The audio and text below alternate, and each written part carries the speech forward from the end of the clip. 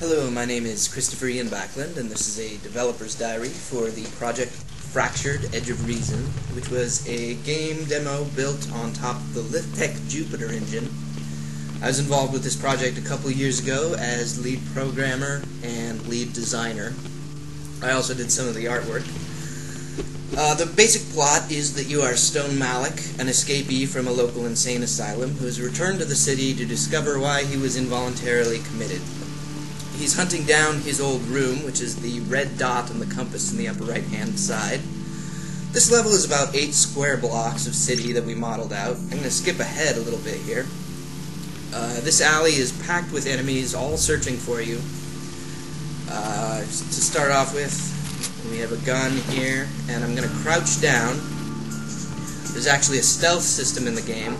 If you're crouched, it's actually fairly difficult for the enemy to detect you. I'm going to run and gun here a little bit just to demonstrate the basics of the combat system. These thugs generally have some kind of melee weapon, so you don't really want them to get close to you. Oop, there's one right there. The AI is designed to allow the player to escape if they continually run or hide. The AI players will get tired, they'll stop and mourn their dead, as you see right here.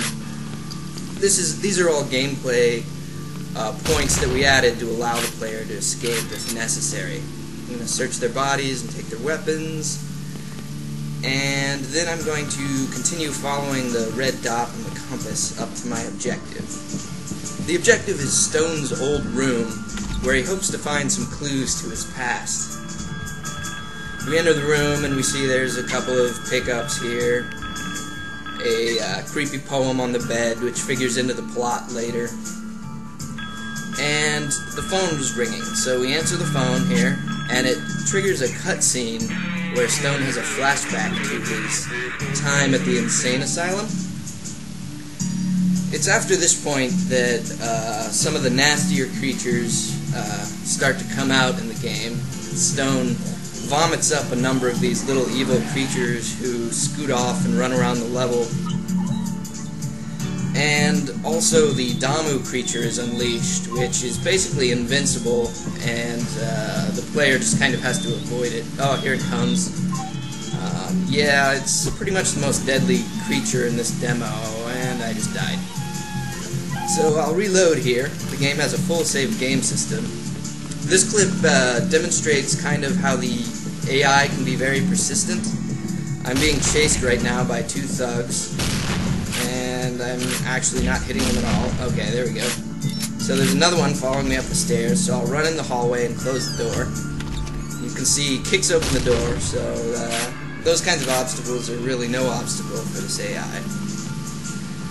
I'm going to restart again and demonstrate the stealth features a little more. You can see how the AI is designed when you're hiding in a place to kind of approach the area and look around a little bit, and then to run off to allow a little bit of drama in the situation, but to still allow the player to escape when the AI runs off to check another area. So you can see this geometry around here. I pretty much modeled most of this stuff in this level. The ground texture is a series of photographs stitched together that I took on a big pole pointing down. The camera was pointing down. And I always liked how that texture turned out. I'm going to skip ahead again to show some more of the ending geometry level. Ending of the level geometry. There's a couple of hiding places around here to allow you to escape any enemies you don't want to deal with. Here we have a dead dog that's being chewed on by one of those little evil creatures that Stone vomited up. You can kill it here. A little hard to see in the scene. And finally, I guess, what video game would really be complete without an enormous explosion at the end, so I'm going to shoot these barrels here. We tried to make the environment as destructible as possible.